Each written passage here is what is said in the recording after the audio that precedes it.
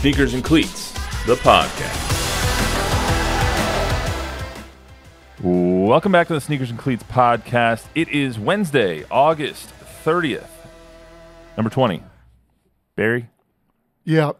That first one that comes to mind? Manu. I knew you'd. That's why I put it on the sheet. I knew that. I knew you were going to come up with Manu. Barry's number 3 for me. Mel Renfro. Michael Jack Schmidt. Every single time we do this, you guys say a name I've never heard of. I know Mike Schmidt. Gosh, you've never heard of Mel Renfro. Who? Mel Renfro, the original Cowboy Hall of Famer. Who? Defensive back. He's in the NFL Hall of Fame. Shame on you. You should know Mel Renfro. Well, I had other names on the list. Oh, good ones. Good ones. I didn't have Mel I would Renfro. go Manu 1, Barry Sanders 2 for me. Mel Renfro 2 for me. Barry Sanders 3, and Mike Schmidt 4. Ray Allen is also up there. Ray Allen's up there for me, Yeah. at least. Yeah. He helped my team win a championship. Yeah. So, Barry Sanders obviously is the first. That's the first one that came to mind. It was Barry. It's such a tragedy that he retired so young, but good for him, I guess. But you know what? When I think of Barry Sanders 2, I think of 21. That's the number he wore in college when he won the Heisman Trophy at Oklahoma State. That's fair. Changed numbers to go to the Lions. Yeah. I remember Barry Switzer talking about him in scouting reports. They're back 21, good player. Never knew their names, just called them by their numbers. That's how a lot of people do it. Like in training camps, you'll hear people talk about Dak, and they'll call him by number, and they'll kind of do that with CD as well. Be like, Chuck 80, does 88. that a lot. I do that too because Yeah. of my penchant for forgetting people's names. Now we both do 88, 11. You got to pay 11. Yeah, you guys do that on TNL a lot. You'd be like, oh, look at number 44 over there. Right? Oh, When in doubt. big number 44. That's the number they gave me. When you can read it. Don't get us started on jersey fonts. The best part of TNL for me last week was when you were asking him about technology. That was my favorite fail time that we had last week. Was what technology Chuck has actually used QR in codes. scanning QR codes. What is that? I was sitting on the sidelines like talking and just into my mic to Chris, just like he's never heard of any or used any of these things. I don't know why Don's asking him about when he's last signed into Netflix. You know what I did today for the first time? What's up? I downloaded the Apple Podcast app. We're on episode 20. I live it. I don't have to hear it again. Man, I thought we were coming up here to talk football. Y'all Okay, using me let's as a pincushion. No, not you. Let's go. I'm in the same He's boat. in the same boat. Oh, So it's now all I good. have. My wife said she'd seen something on TV and she goes, "I'd like to listen to that podcast." She goes, "How do you listen to a podcast?" She goes, "Where do I get podcasts?" And my answer was, Matt always says, "Wherever you get your podcasts." You can get them. You can get them on Apple. You can get them on Spotify. You can get them I said, "I think it's on Spotify." So I go, So I Googled sneakers and cleats, or I went to your email. Look at that. Look I at Chuck went to- has the app too. Nice. You beat me to that. He downloaded the app.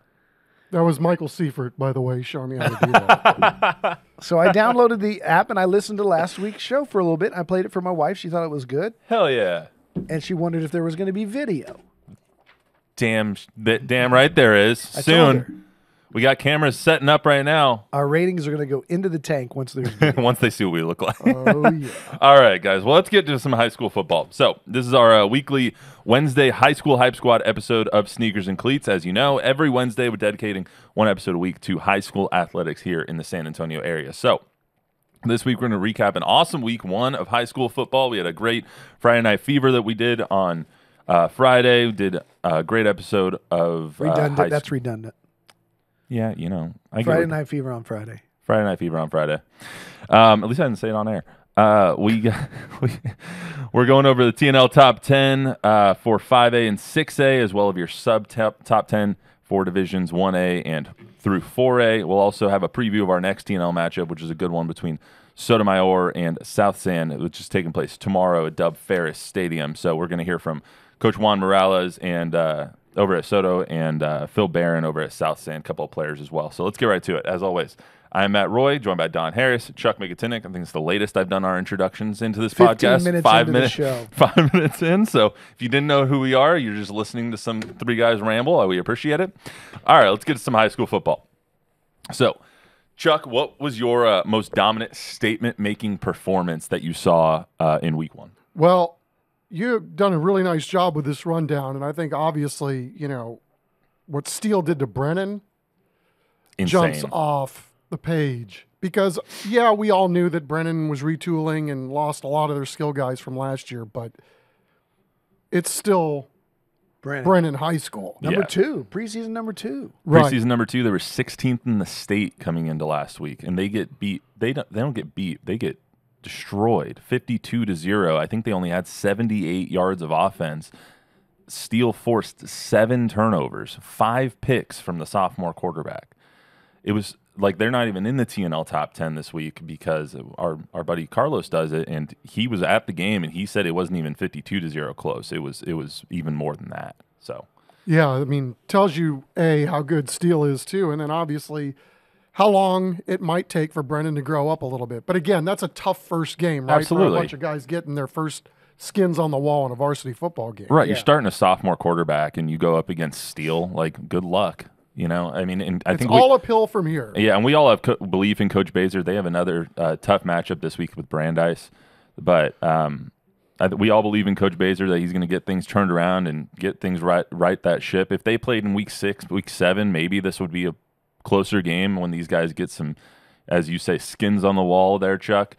But yeah, that first week was a drubbing. I don't know if it surprises us, though, after what we saw from Steele last year in the opener and all season with their quarterback. I think he was a sophomore last year, so he's only a junior. Chad Warner, Warner. And then Royal Capel, and they had another receiver that had a big game. The tape that I saw, it looked like that Brennan's secondary was confused a lot of times. Like there wasn't even guys in plays. And so I don't know if it's a talent thing as much as it was just a week 1 not knowing assignments thing. But Steele goes to Austin Travis this week, Lake Travis. Yep. And they're a state power. And I would love to see that game. I think that's going to be a really good one. Yeah, you're gonna see that there's a lot of our local teams that are, one, having high-profile matchups this week, but 2, just not at home. We got Judson up at Westlake, who's sadly, they're probably going to get their butts kicked because Westlake is 4 in the state. If Judson can make a statement and win that game, that would be incredibly impressive. But yeah, Steele's going to Lake Travis this week. They beat them last year in the regular season, lost to them in the postseason last year. So that's an 11-12 matchup in the state in 6A. So that'll be a great game. Another one that one of the performances, let's just talk about a player real quick, was Brandeis quarterback Lincoln Filia. He was in the last game at the Alamo Dome in that triple header that was on Saturday. They played O'Connor. O'Connor's quarterback, Ryder Dorn, had a great play. He had the play of the game when he pulled an Eli Manning and threw a touchdown, and after fumbling the ball and throwing it downfield to his tall receiver. But Lincoln Filia threw 5 touchdowns, 406 yards, just completely carved up that Brandeis defense. So that was my performance of the week. That was kind of staggering. Yeah, sure sounds like it to me. And I always defer to our very own Jack Green, who gets to see a lot of these kids at practice and then also on game night. And he's really, really all in on this Filia kid. I guess he's a transfer from Cornerstone, and Dad was a pro football player. I think played for the San Antonio Talons back in the day, arena football.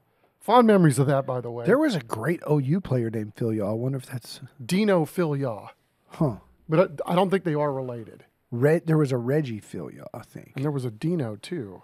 Dino Filia. I'll look that up. I'm not sure if there's any relation, but either way, this Filia filled up the stat sheet and the scoreboard. They won 45. Doesn't Brandeis 35. also have like a 4-star or 5-star that's being recruited by everybody? I believe so. DB?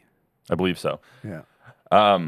My main take was, if we're going to talk about statement-making performances, we'll get to Soto a little later. 45-zip in their opening game against Lee. Legacy of educational excellence over there. Obviously, Lee's going a little bit through a transition, getting a new coach and all that stuff. But the second-year program, Soto, making that big of a statement week 1 to where they didn't even have to score in the fourth quarter and they just ran the clock is pretty eye-opening. Yeah, considering they won exactly one game last year. Exactly. So, we got a chance to talk to Coach Morales earlier this week, and he said he feels like he's got the team that could be one of the teams at the end that gets into the playoffs, but he's mandated to his players that word is not allowed to emanate from their pie holes. He literally wants them going game to game and then see where this goes. But, and then talking to Coach Barron over at South San, he said, hey, those boys that they had last year are now full-grown men after an off season with Coach Morales. So I'm really looking forward to TNL coming up. He was very strategic about building this program. He said that, last year wasn't about winning games at all. Yep. It was just about building a foundation. No surprise to us. Chuck and I have followed him for years, at Highlands and then Holmes, and this dude's a winner. He builds great young men, not just football players. I met him for the first time last year when we were doing pep rallies and stuff. It was when Soto opened their school, and he just could not be a nicer, more conversational, like personable person. And then you start talking about football, and the knowledge that he has is just unquestioned. Yeah, and attention to detail too. We had him for a San Antonio Sports High School All-Star game, and they were running gadget plays, and they looked like they'd been practicing for months, and it was literally, 4 or 5 practices. So, you can see, obviously he's dealing with highly talented kids in a game like that, but to be able to have that many, or to have the look like it did on game day was just really, really impressive, and speaks to him as a coach. 22 returning starters. It doesn't hurt, right? When they all play. It's all kind of good. Yeah. Sophomores and juniors. Absolutely. He also looks like he spends some time in the weight room. Absolutely. He's jacked. Dude is Former stacked. offensive lineman like you, Matty. If I can look like Juan Morales when I'm a grown up, that's what I want to do. Yeah, me too. Were you guys looking at, when you guys were looking through scores and all that stuff, and we do scoreboards and all that stuff, was there one where you saw it and you were just like, oh, Wagner, right? Exactly. absolutely. Wagner, that was Liberty the one I Hill. had too. That was maybe the team that we've slept on. That Why is he probably Wagner in should the be in top our 10? poll. Where's Carlos? I don't know. I asked him. What did he say? I asked him, and he said that they were just out. Okay. Well, they're going to be in this. They're going to be in gonna this week. Just in this week. That's right. No, I was at that game. I went and filmed it, and Liberty Hill could not get anything going. They had that long pass play in the first half. That was their first pass of the game. They don't pass very often. It was like getting ready to watch the Navy-Notre Dame game. I just went to Liberty Hill and Wagner and saw some triple option plays and felt like I was ready to go. But they could not get anything going. The D-line up front at Wagner is ridiculous. Their running back, their fullback has speed. Their running back is... They still running that veer? Yeah. They ran the triple option. They had the pitch that went for a 33-yard touchdown. I was literally leaving the stadium because I got the 3 plays, and I had to come back and do the Saturday shows. And I was leaving the stadium, and I just see another person running down the sideline to my right, and I'm just like, well, there goes another Wagner touchdown. Are we gonna let that slide? As much heat as you and I take for being old guys, you filmed the game? Yeah. Well, that was my vernacular, so that went one ear and out the What was other. I supposed to say? There's no such Shot thing it? as film. I shot it? You shot the game. Oh, That's film like when you shot. go into these when you go into press boxes now, and they have like the signs on the wall, like 3rd floor is for filmers only. Yeah. Because that's an old it's an old coach who wrote the sign and puts it on. People still film it? No, they don't. Well, when There's no such thing as film. when a coach goes back and he's like, "Oh, we got to watch the tape." There's no tape. True. It's video. Well, there's no film. Is it Wagner or Wagner? Tomato. I don't know. Only with you. So that's what we got for last week. Let me get to Judson Johnson real quick too. Ty Hawkins is ridiculous. Man among boys. And got another year coming. Yeah, Jack Green's the one that went and filmed that game. He came back and he told us that Ty might not have played great.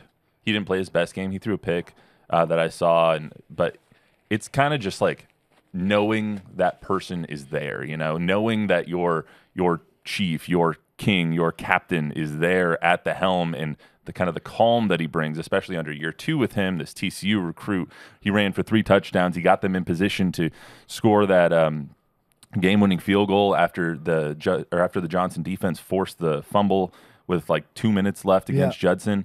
It was just like felt like a coming of age moment for Ty Hawkins and the Johnson Jaguars. He reminds me of Vince Young at Texas senior year, where when you snap it to him, the game's so slow for him, and people are coming at him. He's gonna stiff arm the tackler. He's gonna dance out of a leg tackle and get out of bounds for another 5 yards. He's gonna pick him apart when he's on the roll. He's a grown man playing. He's a college football player playing high school football. Right. And he's only a junior. Yeah. And I got to give Carlos credit because I think I've said on this podcast, I thought maybe we had Judson ranked too high, but they easily could have won that game. I think having them 2 to start the season was probably apt. Yeah. Yeah. I kind of judge players when I watch Jack shooting. Jack's the best sports photographer I've ever worked with. Us too. I mean, he's amazing. And the way he films games is ridiculous as well. And stop with the filming. I can just see your face. The way he shoots games is ridiculous as well. And I know that a player's good when they can juke out Jack Green and like run off screen, and Jack gets confused as to where the ball is. I'm like, oh, I know that kid just juked out not only the defense but our photographer as well. Yeah, the 5-yard touchdown run. Yeah, like when Jack doesn't know where the ball is, I know the player's pretty good, or the offensive play design was really good. Yeah. So let's get to our TNL top 10 for week 2. Steele obviously is number 1. They're ranked 11 in the state. They beat Brennan 52-0. They forced 7 turnovers. They got Lake Travis coming up on Friday at Lake Travis. That's an 11-12 matchup. If Steele winning over Brennan was a statement, I think. But if they win over Lake Travis, they're a state contender. They're a state contender, no doubt in my mind.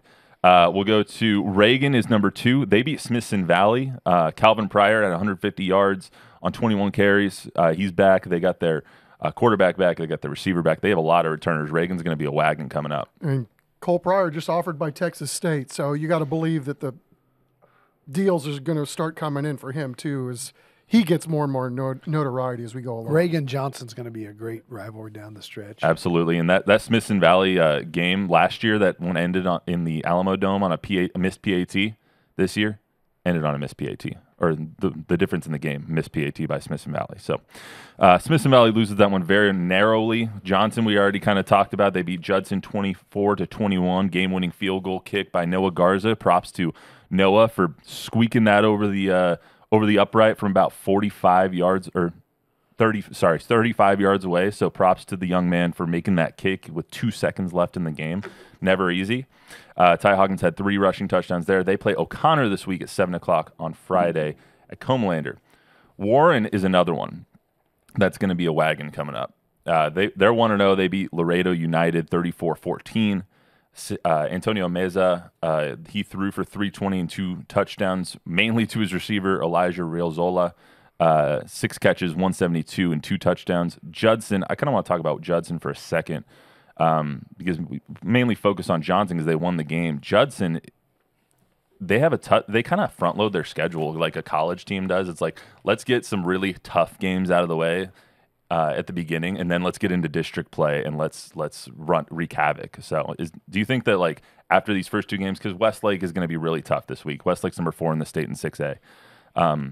After this game, it's like, all right, that's the best you're going to see. Now let's go run through. Yeah, their league is tough, though, too. I mean, it's, kudos to them for scheduling these tough games to start. But I think a lot of these area coaches do that. And, again, it's can you get better as a football team knowing that it's going to prepare you for league play, but what does it do to your numbers when you get to league play? So it's always a slippery slope. Yeah, as long as you survive the injuries, it's much smarter than college football, because you schedule that stuff in college, you lose one game, you're out of contention for a national championship. Here's the playoffs, so go 0-3, man. It doesn't matter. Play the best of the best, and then that makes you tougher as long as you don't come, as long as you come out healthy. Right.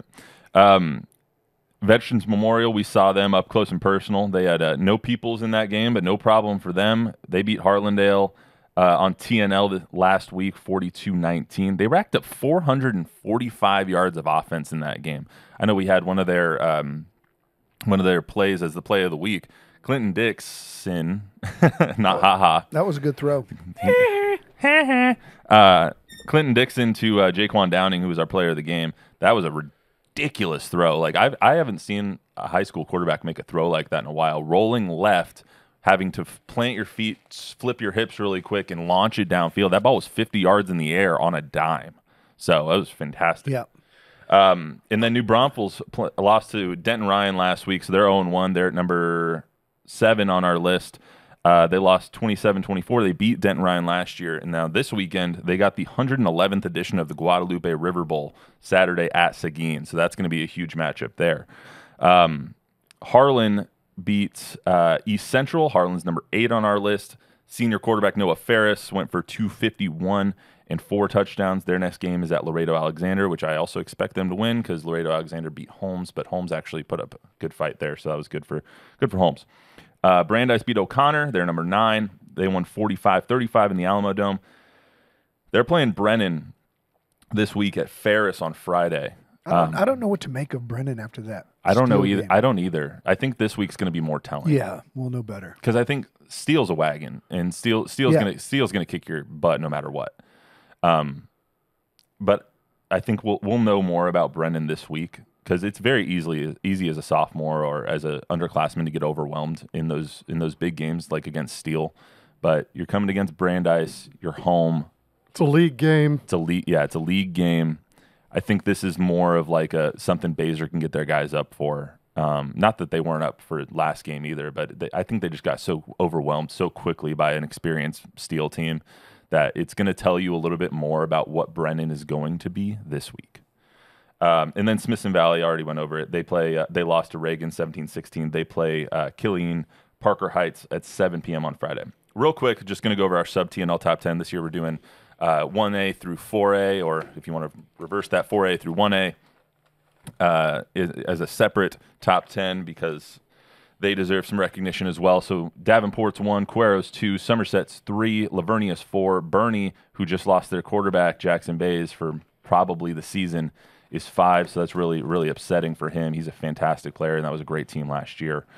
Jordanton is 6, Falls City is 7, Navarro 8, Pleasanton is 9, and Randolph is 10. So with that being said, let's get to our TNL game of the week. By the way, some great nicknames in that group of 10.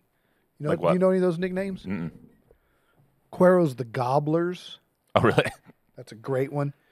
Randolph the Rowhawks. Love it.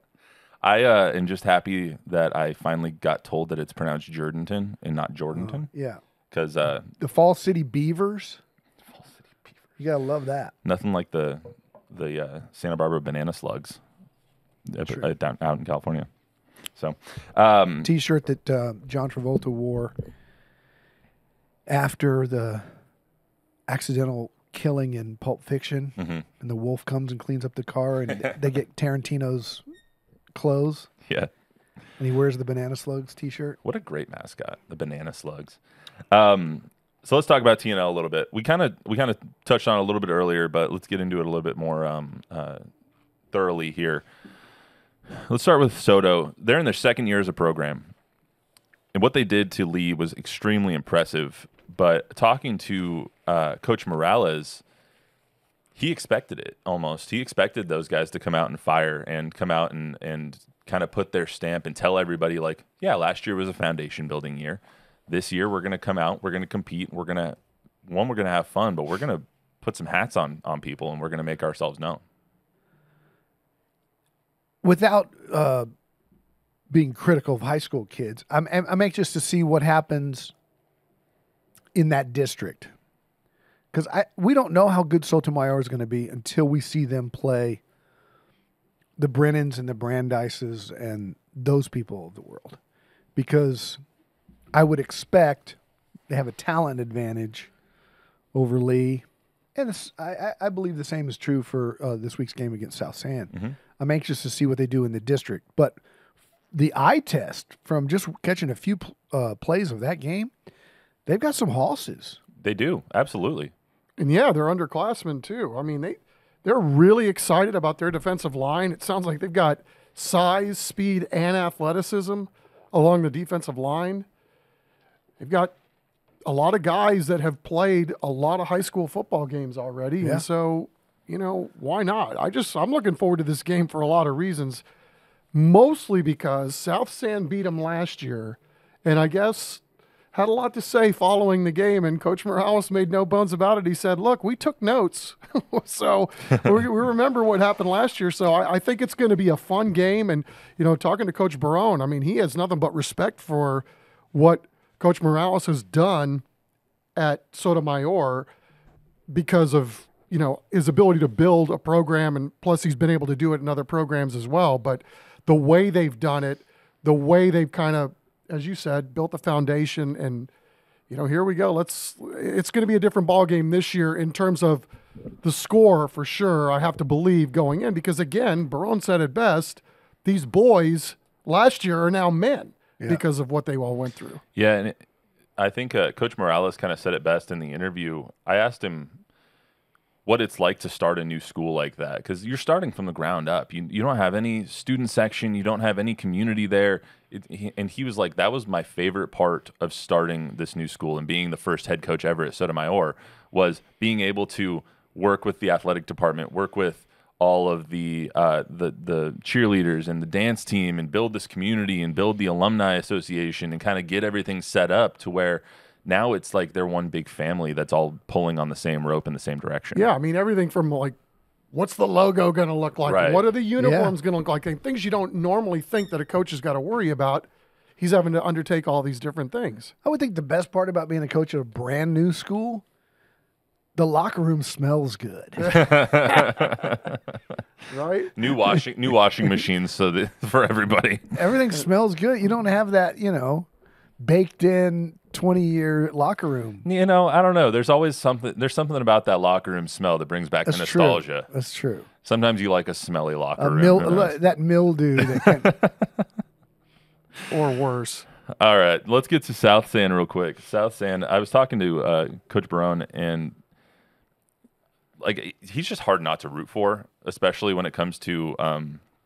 This is the first time I've ever talked to him, especially when it comes to he's the alumni of South San, graduated in 2002, coaching his alma mater, and it's about 8 minutes into the interview I did with him, and I asked him what that kind of sense of pride is that he gets from coaching his kids and the kids that are from where he's from.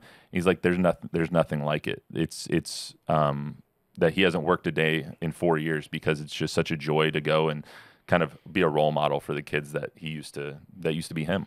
Man, that's a great community. There's a lot of pride in South San community. They're close knit, win or lose. I mean, of course, their baseball program's legendary with Coach Gus and all of that. But that's a community that is all together all the time, win or lose. And they got some dogs too. I mean, that running back Frankie Orozco has been playing for them since he was a freshman. He's now a senior. He got a little nicked up last year, missed a good chunk of the season, but this guy is, a guy you can hang your hat on.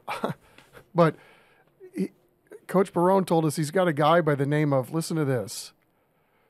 He's 6'2", 195, defensive end, a 5 event guy in track and field that qualified for regionals. He's a defensive end by the name of Elegant Thompson.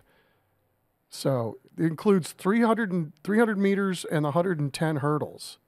So I want to see this dude play ball. That's an athlete. That's what I'm talking about. The 300-meter hurdles is a man's race. God, I can't hurdle one. No, me neither. I threw my back out getting out of bed this morning. So, I mean, again, we get to see dudes every week, but obviously, and this guy's just a junior. What is he going to look like next year? I want to see what offers he gets. Right. I mean, that's like unbelievable. Right. Like Andy Kalu right there. I mean, that's both of the guys, Coach Morales and Coach Barron, are just so entrenched in their own communities in these schools that it's extremely impressive. One, what Coach Barron has done to build up that South San community into something that is trying to once again gain relevance, and then trying to all get behind their athletic programs. And then two, Coach Morales building something from the ground up, and the way that they've all kind of rallied. And Chuck, you said it last week, the way that Soto is now kind of picking players out of like Brennan has to give players now, and it kind of evens everything out. So in a couple of years, Soto might be the power, and then Brennan's going to have to get some players, and it's almost more on the coaches now.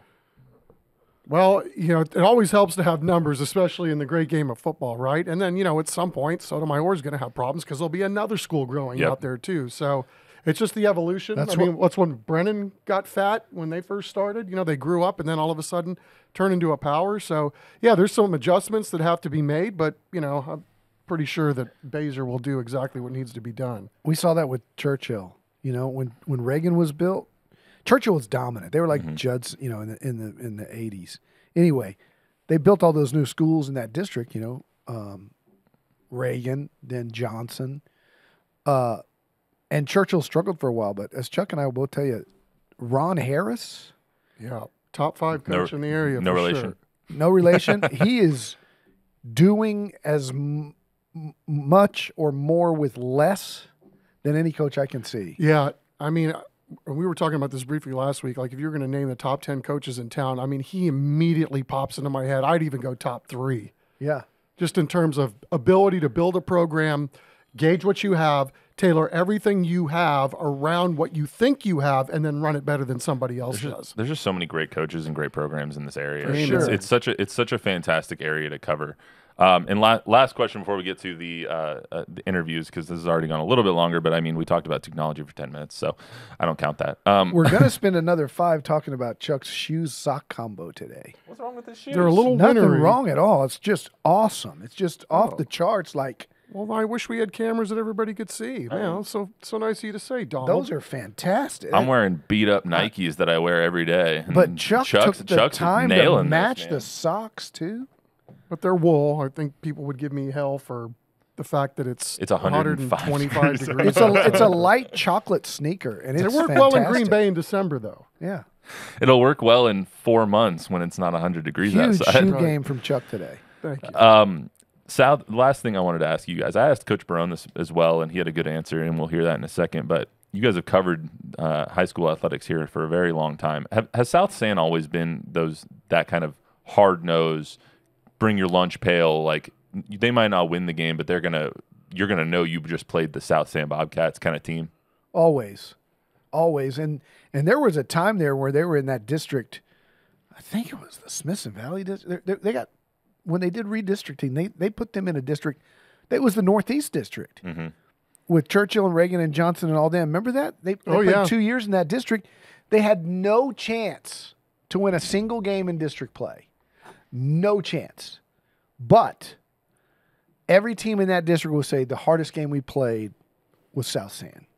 No matter what the scoreboard said. Yep, and they changed their offense and all that. They tried to shorten games. I mean, it was really brilliant how they did that. And, again, they're not the only ones that play hard around town. I mean, I can't remember the last time we went to a game, right? And we went, God, these kids have really just given up, or they don't want to be in a fight. So, I'm looking forward to seeing them. Plus, I know you're going to have lots to say about their cool color scheme. I mean, it's elite. At least I think it is. The quote-unquote uniforms are. That's right. Of the South. Craig Miller's the original. All right, well, let's get to I'm going to play Coach Morales first, and then we'll get to Coach Barron right after that. So here's a little bit from Coach Morales and I's conversation. This was recorded on Sunday, so right after they kicked Lee's butt on Saturday night. All right. Well, lucky enough to have Coach Morales here. Coach, Victory Sunday for you, doesn't that feel good? Oh, it feels awesome. Super excited about everything that we saw yesterday, and to know that we still can fix so many things and make it better. That's an even better feeling right now. Coach, you guys went 1-9 in your first year last year, so I feel like. Is it kind of like this year is going to be a lot of, well, we lost this game last year, but winning it this year, kind of like with legacy of educational excellence last year, kind of correcting some wrongs from the year before? That's exactly what it is. I think all these guys have understood that the first year was really not about wins and losses. Instead, it was more about the process, more about what it is that we're going to be doing in terms to get to a championship level. And so now it's a matter of putting our money where our mouth is. And it's been a great start in terms of everything that we did over the offseason, everything that we did in the spring. over the summertime, and now to see it all come to fruition now that the season has begun. It's been a very anxious and cautiously optimistic time. So, well, when you come out in the first game of the season, you score 28 in the first half with 4 rushing touchdowns and we end up winning 45-0. It is kind of a statement win for you guys. It was a statement. We're planning to make plenty of statements. That's the whole idea. We know that we have a good team and that we've put together some great chemistry over the off season, and so again, it's a matter of being able to make that statement. We want to be one of the elite teams in the city of San Antonio. Things get kind of watered down when we talk about Judson and Brennan and all the great coaches that are around. But I believe this community and these young men right here that we have, they're ready to be a part of it. And so it's always been about, what kind of history we can make. And this year, it's exactly that. These seniors really are anxious to be able to put a stamp on all the work that they put in. Coach, I wanted to get into that. This is your guys' second year in existence. Last year, obviously, kind of a foundational, building year. And this year, you have your first senior class. How important is it to those guys to make that mark and make a stamp on not only on the league and on the program, but on the community as a whole that Sotomayor is building? Well, it's always been about culture. It's always been about our Cats mentality. And these guys really are anxious to be able to be representatives of that. Our guys here as seniors, they know that this is their last year and their first time ever as seniors at this school. They really want to be able to set the standard, set the tone for all the seniors yet to come. And so for them, this is huge. This is something where they can actually say, we got it all started. And, they are super excited about the way we got started now this last game. And so they want to make sure we carry that momentum all the way through. But Coach, when I was there for pep rally and you guys were your first opening day last year, the energy around the school and the community was like, it was kind of crazy. Like you're opening a brand new school. You're the first head coach there ever. And you guys, it's a bunch of firsts. Last year was a bunch of firsts. This year going to be another bunch of firsts. How does that kind of translate into the energy around the team and the energy for you just coaching this squad? It's always been excited. I think going into the year last year, we knew that this was going to be an exciting time to be able to say that you're at the ground level of everything that goes on. And so this year, there's really not a lot of difference. We're going to take a lot of the things that we did last year in terms of first and transfer them over to senior first. Because this will be the first senior class, and so we're going to take that same amount of energy, everything that we've learned from this past year and that they've put in over, and just try and multiply it times 10. Coach, tell me a little bit about this team. This is your first senior class. Tell me a little bit about kind of the personalities. Maybe if you have a funny story or something to share with everybody to give them a little bit of insight into who this team is and the kind of personality running around it. I got you. Well, we've got a lot of great seniors. The biggest thing right now with these seniors and really with the underclassmen that have come underneath them is the amount of competition. The competition that they've had not only on the field but off the field is awesome. So when you talk about guys that are out there and they're competing for a spot, we had both our quarterbacks performed yesterday very admirably. We have a sophomore quarterback right now that's competing with a senior quarterback, the same senior quarterback we had last year, Logan Blake. The competition has been there the whole time, so they're in a pressure cooker. But then when you talk about the thing in the locker room, when they're doing in the hallway. They're competing with everything. So if you have a great outfit, then the other guy's got to have a great outfit. When we have a guy like a Tristan Woodruff, who set the standard as an all-district linebacker, now the other linebackers are jumping in and saying, "Hey, I want to get noticed too." And you've got receivers that get a little bling bling. In terms of practice wear, we give them a little leeway. The only leeway they get is the mouthpiece. And so now we have mouthpieces that, and I think you've seen them, one's baby blue and the other one's pink. And now all of a sudden it's like there's the zany competition of who can have a better mouthpiece. It just really gets to where they're competitive with each other in everything they do. And it's just fun to watch. It's fun to see the laughs and the smiles.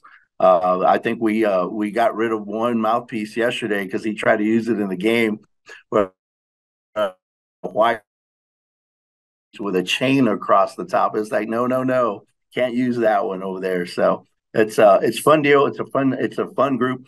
These seniors are extremely competitive, but they know that these youngsters are right behind them, are chomping at the bit to try and beat them out at everything they do. But Coach, they're always going to try and push the limits. You know that. Absolutely. Mouthpieces and backplates. That's the one thing. Yeah, I wouldn't want to be a ref walking around kind of police and all that stuff on the field. It's like, tuck your jersey in, put the backplate away. You can't use that mouthpiece. That's just, oh man. Exactly right. But for you, Coach, so you're the first head coach that they've had over at Soto, because they just came into existence last year. What's that like for you, trying to build a program and kind of put yourself onto the level that the Coach Bazers at Brennan are, or the Coach Signs at Steele, or putting yourself into that kind of upper echelon of coaches? Well, it's always been a dream of mine to just be able to be mentioned with those guys. I've had a chance to be here in San Antonio. This is my 30th year starting out. I've been born and bred here in San Antonio, graduated from UTSA before they had the football team. I say I graduated from UTSA when it was only 4 buildings.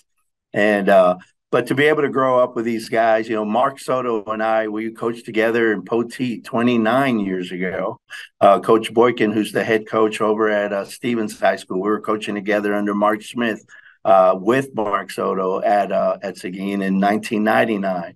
And then I've spent so many great years at John Jay, 13 years.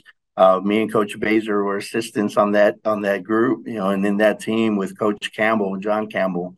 From down in Edinburgh, Vela. So we've had a chance to, and I've had a chance to work with a lot of great coaches.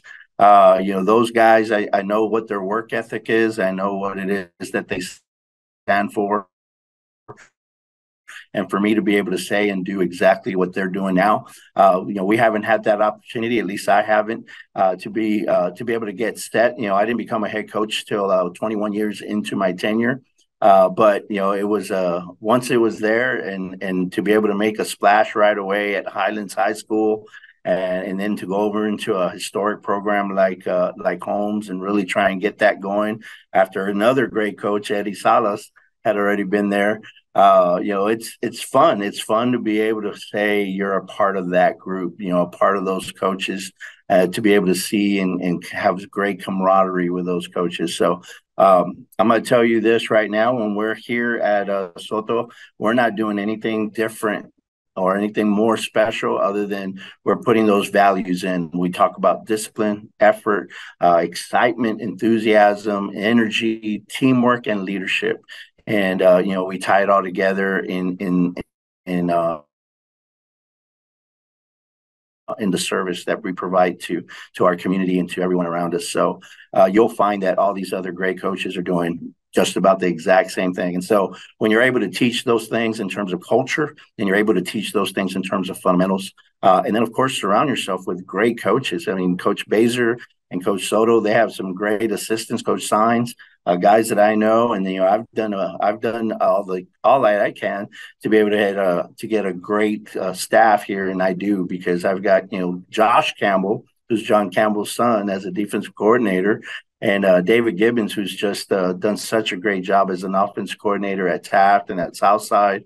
and again, just taste of success everywhere. And so I've been able to gather. Small world coaching is, Coach. It's a small world. Yes, absolutely. It's been great. It's been great to be able to put that all together in a brand new school.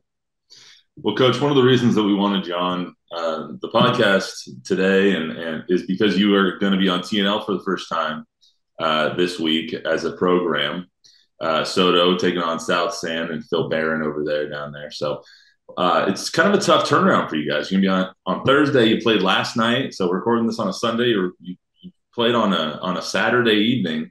So how is that turnaround going to be for you guys? And then how excited are you to be on TNL this week and kind of be able to really show people what Sotomayor is all about? Well, we know going in, and the second that we heard that we're going to have that game on Thursday after a Saturday, we knew exactly what kind of sprint we were going to have at the end of a marathon in terms of the preseason. And so we've been prepping for these 2 weeks. It's really two opponents become one. It's what it winds up becoming because here we are, trying to get ready for a good lead team. And, Coach Harris did such a great job of just jumping in and getting that program going. People are believing. That's going to be a good team.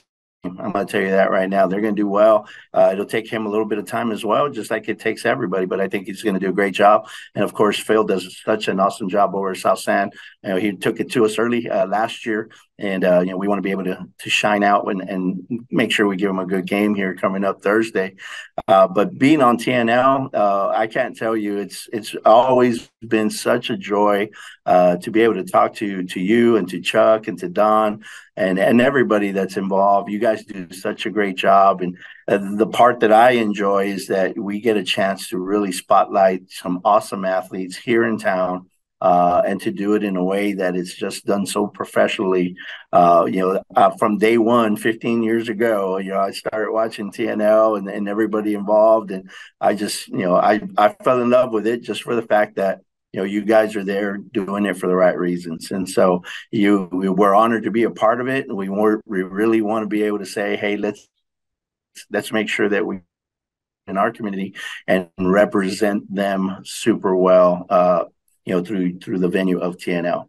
Yeah, our producer Chris Kotfus does a great job, especially not just highlighting the football team and the athletes and the coaches, but highlighting the band and the cheerleaders and the student sections and all of that. Can you just briefly just tell me how is that that sense of community that you guys have built at Soto over the first 2 years of the school's existence? What is that kind of bonds that everyone has from the student section all the way down to the cheerleaders, the band, and you guys as a football team?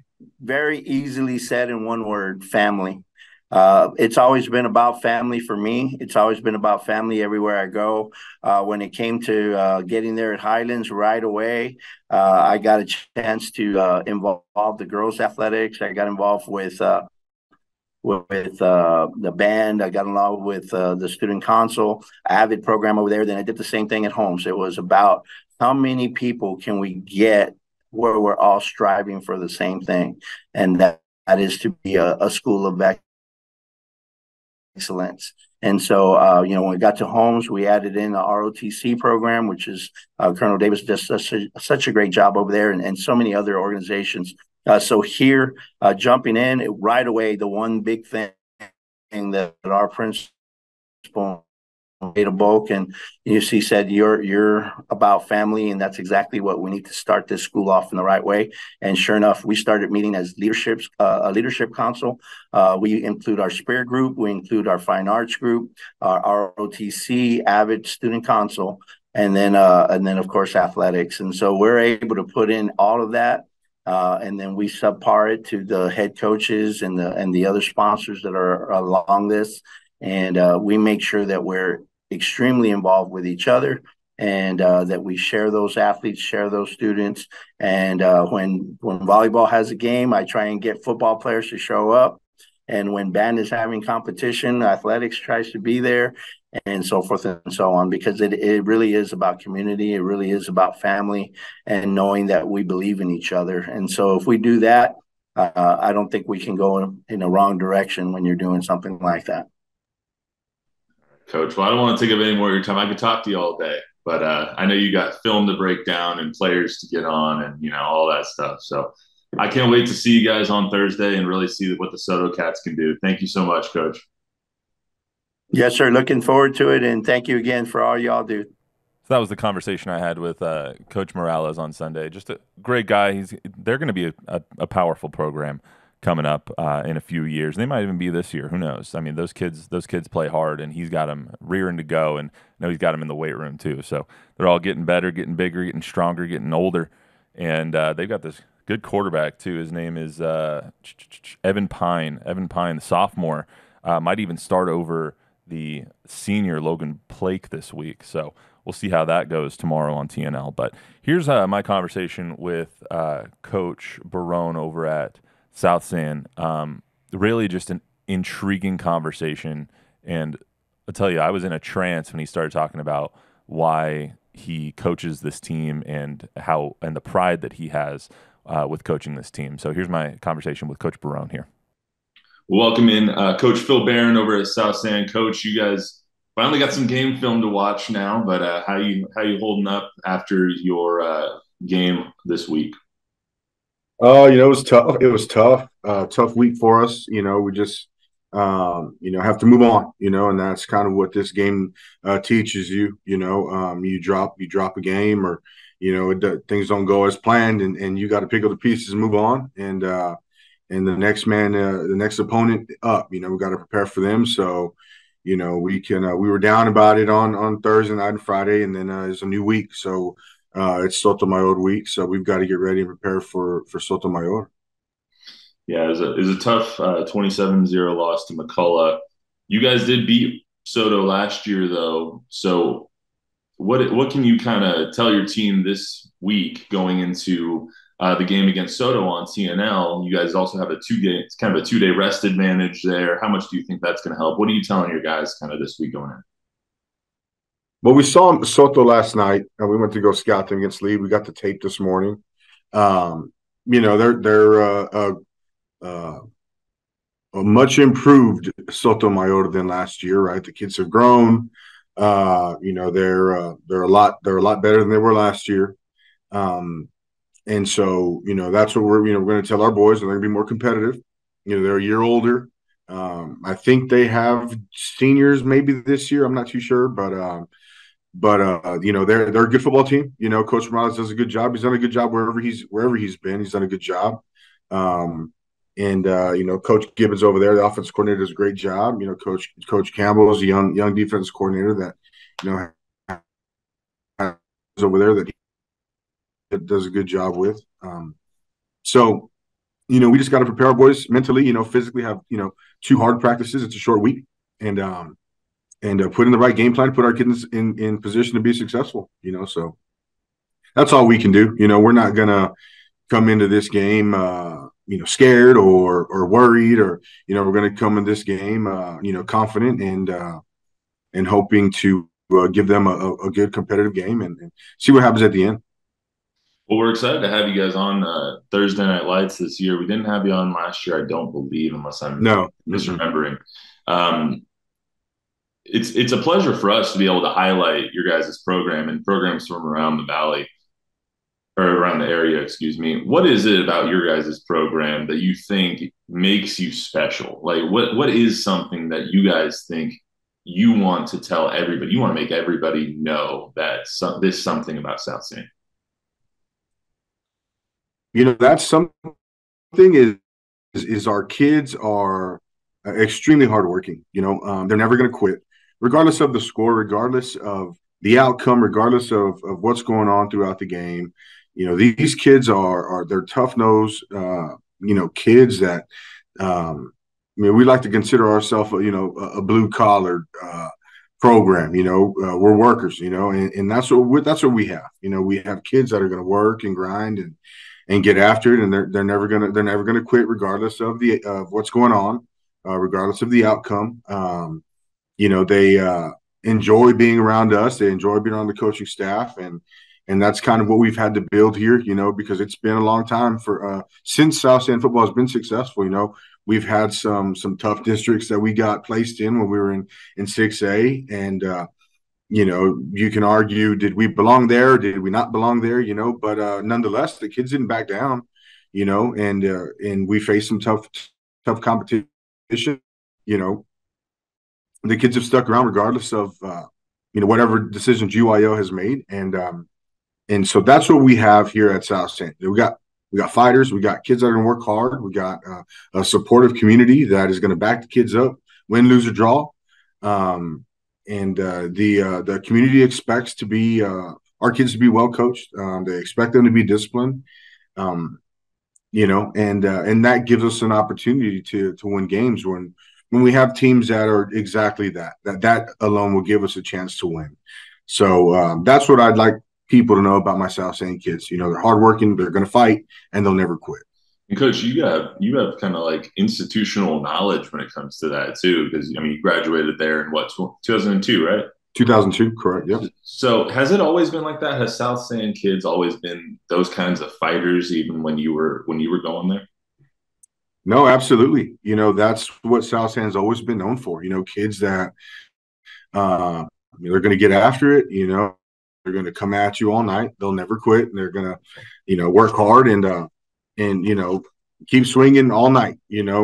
Regardless of the outcome. And that's the reputation South San's had for many years. Obviously kids are different these days. And that's around town. They're just different kids. It's a generation of video games, right? The generation of I'm going to be inside, and technology has kind of taken over, and cell phones, right, has ruined this entire world. But growing up as a kid, we were getting our knees scraped and riding bikes and playing, outside. Well, video games weren't a big deal when I was growing up.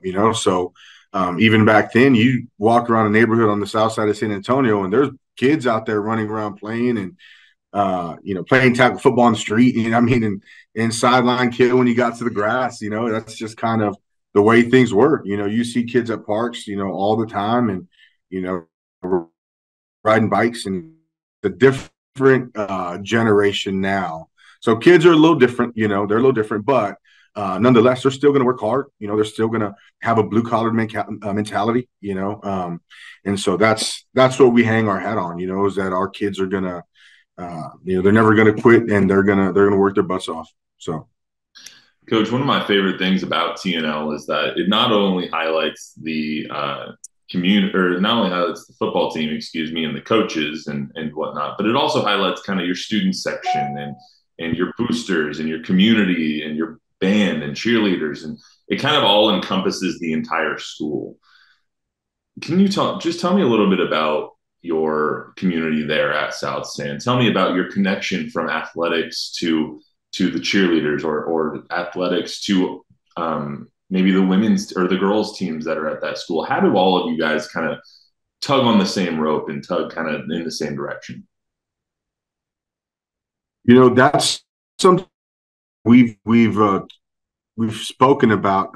Our administrative team has mentioned it. They harp on that. They pride themselves on building a culture, and having a winning culture, and having a culture collectively for with the athletic side and the academic side, and everything else that the school entails, right? Everybody that's involved, building a family, a culture, and having a great environment, here at South San within the school, right, within these gates.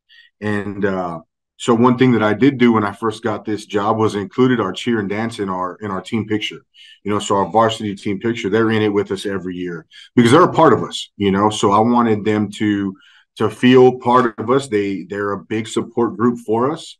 So that was something that I immediately, brought into South San, into the program. So my girls, the cheer and dance teams are going to be in our team picture, and they have been for the past 3 years, and they appreciate.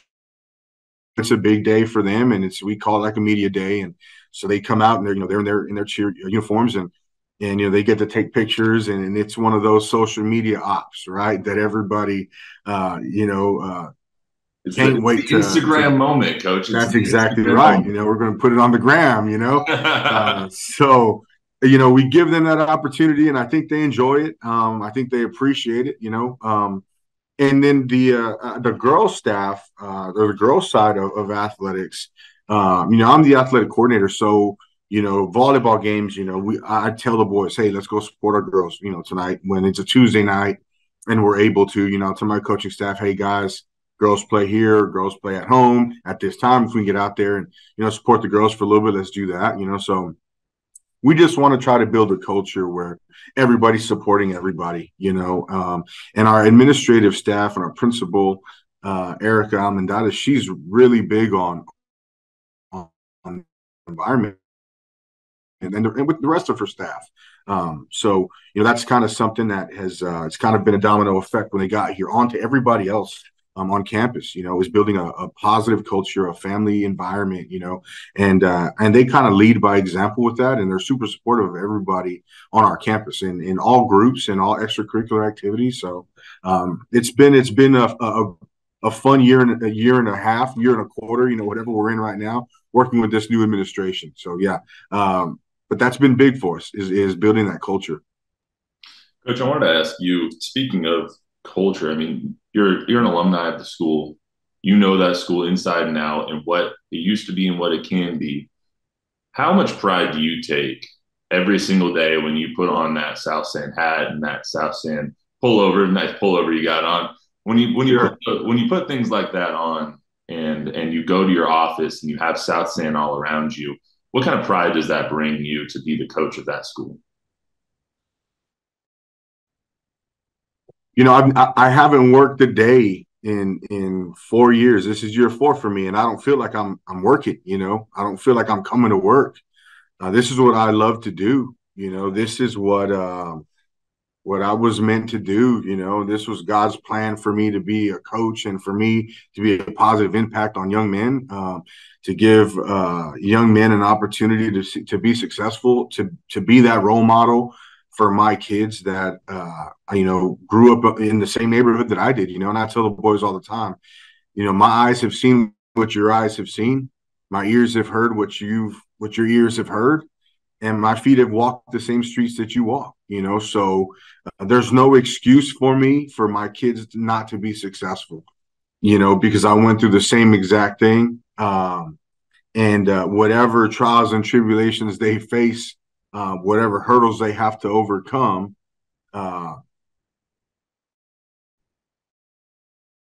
being part of the football program, being a part of a brotherhood that we create here at South San will give them that opportunity to be successful in life. So that's kind of what what gets me going every day, is giving the kids an opportunity to say, look at your head coach. He did it. Why can't I do it? And that's that's the most gratifying thing for me, and one of my old coaching buddies, he said when he goes in interviews, they ask him, what was the definition of success, right? What is your definition of success, coach, in your football program? And it's really resonated with me and stuck with me is, he said, talk to me in 5 years, and I'll tell you how successful my program was, and that just goes to show, the productive members of society, right, that came through your program and are now good husbands and good fathers and great employees and and are doing things that you set a foundation for in life for the boys.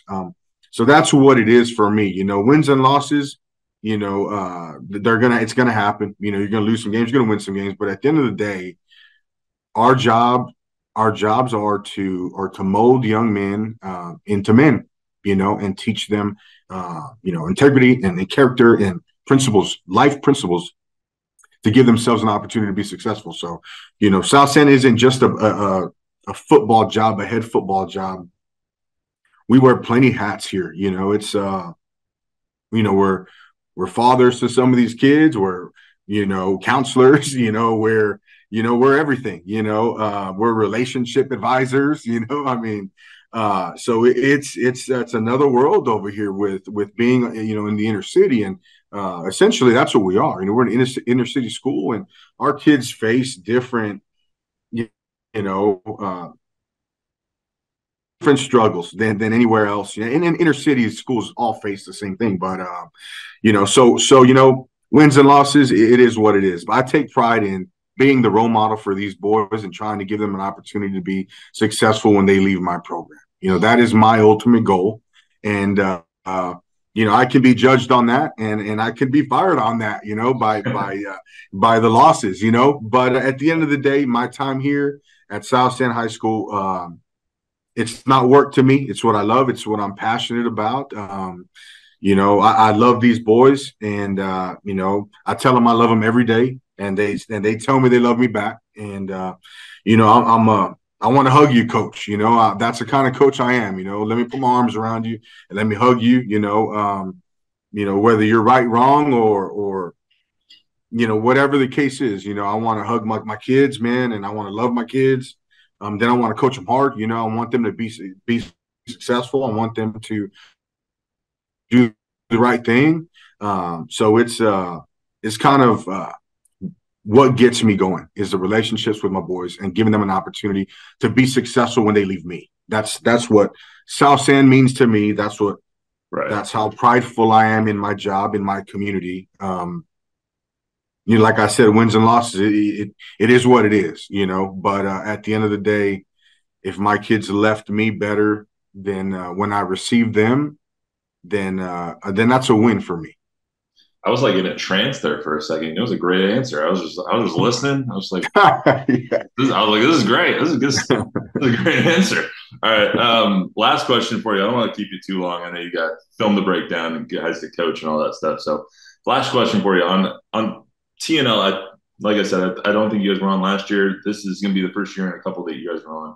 What is it that why is it that you guys kind of accepted the opportunity, accepted the challenge to be spotlighted in front of 35, 40, 50,000 people and on national or on TV? And why is it that you guys wanted to take that opportunity to showcase your team and your school?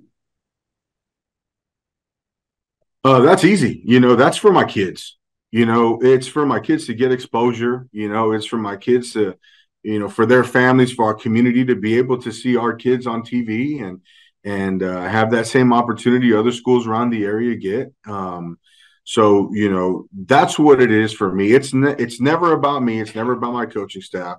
But if we get the opportunity to showcase our kids, to give our kids some exposure outside of the south side of San Antonio and for other eyes around the area to get on our kids and see how hard they work and the effort that they give, that's what it is. So when we get an opportunity to be on TNL, that's never going to be turned down if I'm the head coach, because I'm proud of my kids, of what they do and how hard they work, and proud of my staff, and it gets to showcase our kids on TV, in local TV here in San Antonio. So our community, a lot of them have elderly grandparents and aunts and uncles, or even sometimes parents, and they're not always able to make it out to the game. But this gives them the opportunity to watch them on TV, and so it's pretty neat, for my kids, a great experience for my kids and our community. So, I'm just thankful that we were given the opportunity, to have this game televised, so thank you guys and thank TNL for giving our kids some recognition Thursday night. Also nice to have the game televised, because then maybe those grandparents don't have to come out and sit in 100 sure. feet. Yeah. So. Sweat as much as I was sweating last Thursday, man. Hot out there at Rutledge on that turf. Oh, it's hot on every turf. Yeah. Yeah. I don't miss playing on turf. That's one thing I don't miss. I do not miss playing on turf. Yeah. Well, Coach, I greatly appreciate the time. This is the reason I do what I do, is because I love high school football and I love talking to coaches and players, and because the communities around high school football, there's nothing like it. It's not like that even in college nowadays. It's like the communities are so small and they're so niche, and it's like there's something unique about every single one of them. So thank you so much for the time, and I look forward to seeing you on Thursday, and hopefully you guys can bring home a dub. Thank you. I appreciate it, man. Again, thank you. Thank everybody at TNL for giving South San High School the opportunity to showcase our kids. So we appreciate it a bunch, man. Absolutely. Well, thank you so much, Coach, and I'll see you on Thursday. Awesome. Sounds good. You guys take care. Just an absolutely wonderful conversation there with Coach Barron. So I was ecstatic to be able to have that with him on Sunday as well. And then on Monday, our guy Jack Green caught up and went to South San practice, caught up with their running back Francisco Orozco, who you heard Chuck talking about a little earlier, and then South San offensive and defensive lineman Jimmy Estrada as well. So let's hear from the players. Week 1 is in the books. It didn't go quite the way that you guys wanted it to go. Yes, sir. But I was at the game. You have 2 or 3 plays, a penalty here, a drop ball in the end zone there. You make those plays, and all of a sudden it's an entirely different ball game. Yes, sir. From your perspective, it was like, how close were you guys to actually flipping that game around and actually getting the victory? I mean, like you said, a couple plays away. Penalties hurt us. We just need to execute. Honestly, that's my big thing. We need to execute, be able to make plays, and be able to come and just move the ball, you know. Does it make it a little bit easier taking a loss like that? It was just like, you know what? We kind of self-inflicted this loss. It wasn't necessarily what McCullum was doing. We kind of beat ourselves on this game. So is it a little bit easier to swallow going into week 2? Yeah, we gotta flip the script. You know, we gotta start over. Week 1's behind us, so we just need to move on, focus on Sotomayor. What does it say about the character, especially on that offensive unit, that you guys, even down so much in the fourth quarter, down by 20, you guys are still going out there and fighting for every single yard that you get? What does it say about the character of the guys that you were taking the field with? We're a strong mentally team. We just want to go out there and put on for our show. Put on for our school. And just show out and, you know. Sorry. How many years have you been on the varsity team? 3 years, sir. 3 years. Yes, sir. What's it like to play in front of Bobcat Nation? Oh, it's the best feeling in the world. The student section always gets crunk. You know, they're always hyped. I mean, we have a good fan base. So I mean, it's like no other. What's it like when you take the field with this offensive unit, especially that offensive line that was opening up some good holes for you on Thursday night? Oh, it's amazing. The effort's there. You know, like I said, we just need to execute, make plays, and you know, I mean, that will help us win ball games. When you found out that you were actually going to be on television to showcase your talents for all of South Texas to see, how special is that this isn't just, you know, streaming? This is a full-on broadcast. It was like, how special is that for you guys? I mean, it's really special. Not only for me and my team, but it's just good that, you know, they're showing inner city schools, like especially down in the South Side. It's a really special thing. Without giving away any secrets, what do you guys need to do in order to be a Sotomayor team that you handled last year? But obviously they're a little bit better this year than what they were last year. So what do you guys need to do in order to beat them? Execute and make plays. Yeah, I mean, our effort's there. I mean, as long as we make plays, execute, I think we'll be all right. How do you feel knowing that it was just like, dude, we clean up a couple of things and we walk away with a victory? How does that make you feel? Yeah, the loss, it didn't feel good, but I have the faith in my teammates, and I believe we can do it. Just got to fix up a little things, communicate more, and we'll get it done. What do you like about this defensive unit when you take the field with those guys? Oh, I love my defensive guys. You know, we got our backs. I believe we're real close. We talk a lot. You know, we're always there for each other. Pick a man up, everything. I love these dudes. We feel good about them. Offensive line, defensive line, which one do you prefer more? I love my offense, my offensive guys, my friends. We communicate. We're like this. We're real tight. I love my dudes. So most guys that play kind of two ways, it's always I like going on the defense because I like to hit somebody. But you're an offensive lineman, so you get to lay the wood also on there. Which one is more fun? Is it kind of hitting somebody on that offensive side or hitting somebody on that defensive side? I love hitting. Hitting is my favorite thing. Offense, I love to lay the wood. I love it. Playing in front of South San Nation, what does that mean to you? It was just like, because these guys come out every single week. They show out, especially that student body. What's it like playing for that crowd? I love it. Seeing the fans, getting the love, my parents in there, all my friends in the student section. I love hearing the noise. It's a good feeling. A little bit of pressure because it was just like they kind of demand victories out of Bobcat Nation. There's a little bit of pressure to go ahead and perform so well every single week for those guys. A lot of pressure. Yeah. A lot of pressure. When you found out that you were going to be on television, on TNL, to get to showcase your talents and everybody's talents, how special is that for you? Real special. A little nervous. I hadn't really been on TV, but, you know, I liked it. I enjoyed it. Made me play a little bit better. And without giving away any secrets, what do you guys need to do, especially on the defensive side of the ball, in order to be able to slow down a good Sotomayor team this year? Just communication and knowing our keys and where to be in the right moment. And lastly, let's hear from Sotomayor defensive back Leif Caballero. Leif, I'm sorry that I mispronounced your name. I'm sure I did. But let's get to Leif Caballero and running back Jaden Gutierrez as well. What a way to start off the season. It was like, what was that feeling like when the game ended? I mean, you guys were in pretty much control of that whole game, but when it finally read all zeros, and you look up at that scoreboard, and you guys pitched not only a shutout, but got a big win to start the season. What was that feeling like for you? It was amazing. You know, we came together as a team, did what we did. No matter what, we bounced back. Our running back had a big game as well. The whole team did. We were just constant communication. We were super excited to be able to finally get a win, especially a shutout. What was that bus ride like? I know it was a short bus ride to come on back home, but what was that ride like, you know, with the experience of, okay, maybe we finally have arrived? The coaches talked to us, and although we did celebrate, he told us to stay level-headed and come back to Grindstone on Monday, which is today, and just keep going back at it no matter what. What did you learn? Because every coach is going to sit there and say, look, it was a good win, all-around win, but we still got a lot of work to do. From your perspective, especially on the defensive side, did you leave a lot of plays still out there on that field? Yes, sir. You can always improve, even on the little play. The details matter the most. And we feel as a team, the more we improve, the more we'll have a better chance at making the playoffs. With such a young program, you guys are going to be firsts in a lot of different things. You had the first pick six this past week, first big shutout of your young your lives. Now you get to be on TNL for all of San Antonio and South Texas to finally know what the Wildcats are all about. How special is that when you found out? It was just like, wow, we're actually going to be on TV in our second year. It's special. It's a special feeling. Not many get to experience it. We're glad to have been chosen for it, and we're definitely going to show out on Thursday night.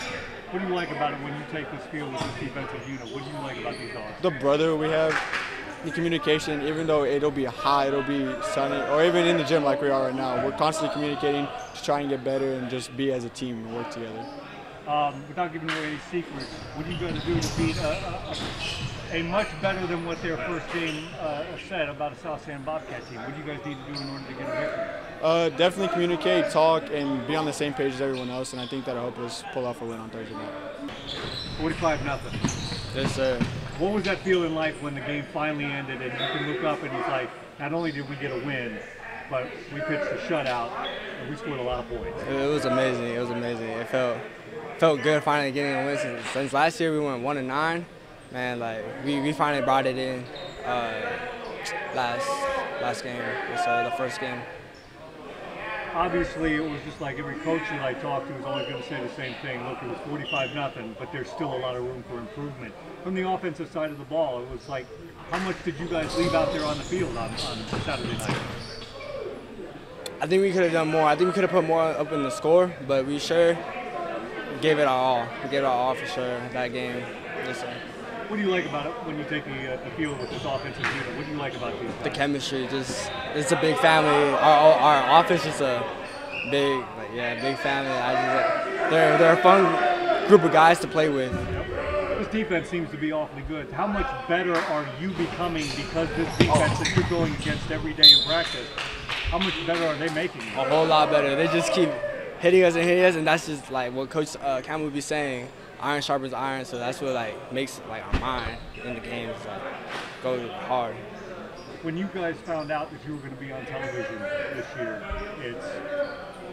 what kind of, for lack of a better term, how special is that for you from the standpoint of, this is my senior year, it's the last year I'm going to be playing high school ball, and I get to showcase my talent along with the entire Wildcat community on television for all of South Texas to see. How special is that for you? It was very special to play with my team and show everyone how much we improved that game too. It was very special for us. The without giving away any secrets, what's this offense need to do in order to be able to beat a very good South San team, even though they lost game 1, but they're still they're going to be a tough out to be able to get a victory. So what's it going to take for you guys to get that victory? Just to not held back on each other. Just keep going. Not make many mistakes as we did last game. With this being a 1-0 team, it's like, how good can this team be if you guys keep doing what you're doing? I say a really good team. All right, well, that's all we got today. I can't wait for tomorrow in TNL. This is actually, it's awesome to hear from all these players, all these coaches, and it's awesome every week to see the community that all these guys build together. So I know Chuck, Don, and I cannot wait for TNL tomorrow night at 7 o'clock on the CW. That's all we got for you today on this edition of the High School Hype Squad here on the Sneakers and Cleats podcast. Some housekeeping real quick. We will not have a new episode next week, or next Monday, because of Labor Day. I'm going to be off. My mom is here. Hi, Mom. She's here this weekend, so I'll be showing her around on Monday. So Labor Day, we are off. Our next episode is going to be next Wednesday, so a week from today. That's going to be the next High School Hype Squad episode to recap week 2 of high school football and preview our next TNL matchup, which will be Brennan and Harlan, which is going to be a great matchup. We'll see exactly where those two teams stand in district, so that's going to be a really good one. And then next Friday, we'll be back with first week of NFL season and Cowboys' first game of the year. So we won't be back until next Wednesday. You got a week to digest this one and have a happy Labor Day. And then we'll be back next Wednesday with the High School Hype Squad, and then Friday to preview the NFL season. Oh, my God, I can't wait. That's going to be exciting. Quick reminder, you can get this podcast wherever you get your podcasts and on YouTube, meaning Spotify or, Apple Podcasts, wherever you get them. Don's slowly figuring that out. Please download, subscribe, rate, review, unsubscribe, resubscribe, re-rate, re-review, give us a 5-star rating, give some feedback. Feedback is a gift. We'll see you next week on the Sneakers Cleats podcast and the High School Hype Squad.